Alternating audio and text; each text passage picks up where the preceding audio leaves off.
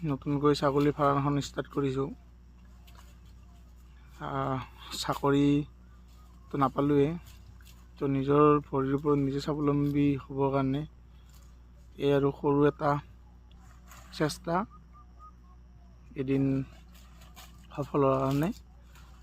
আৰু এয়া মোৰ ছাগলী ফাৰ্মৰ আজি প্ৰথমটি ভিডিঅ'। মই এতিয়া ছাগলীবিলাকক এনেকৈ পাত কাটি দিছোঁ, এইটো সৰুৱাৰ পাত বুলি কয়, তাতে খাই আছে এইটো পাতটো, এইটো সৰুৱাৰ পাত। লগতে অন্য কিবা কিবি সিহঁতে ঘাঁহ বন খাই আছে, এনেকৈ পাত কিবা কিবি এনেকৈ।